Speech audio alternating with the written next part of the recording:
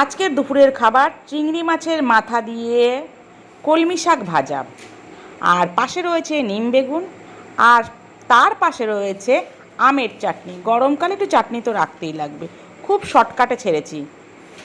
আর এখানে রয়েছে চিংড়ি মাছের ভাপা।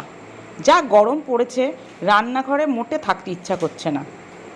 তো চিংড়ি মাছ ভাপা বানাতে গেলে প্রথমে চিংড়ি মাছগুলো সুন্দর করে ধুয়ে নিতে হবে, কেটে বেছে ধুয়ে নিতে হবে।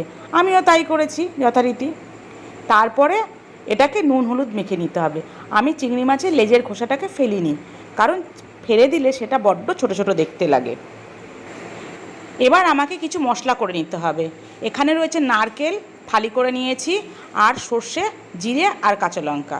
প্রথমে জিরে আর সর্ষেটাকে শুকনো ঘুরিয়ে নেব, জল ছাড়াই ঘোরাতে হবে। তারপরে ওটা যখন ঘোরানো হয়ে যাবে, তার মধ্যে দিয়ে দেব কাঁচা লঙ্কা আর নারকেল।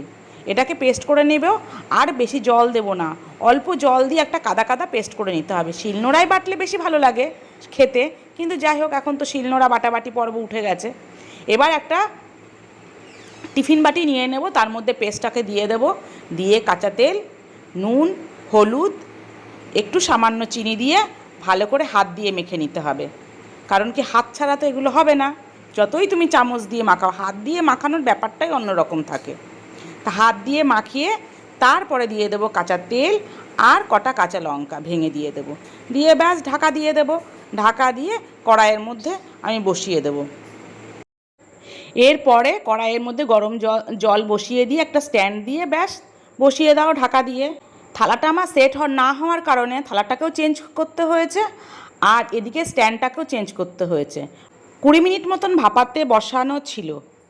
ব্যাস যতক্ষণ টাইম এই জোগাড় করতে লাগে, এরপরে বসিয়ে দিলে কিন্তু আর কোনো কাজ নেই, বাদবাকি কাজ সেরে নেওয়াই যেতে পারে। আমি কিন্তু বসিয়ে দিয়ে স্নান করে চলে এসেছি। এবার খেতে বসবো দুপুরের খাবার খেতে। ব্যাস এইবার আমি নিয়ে নেব।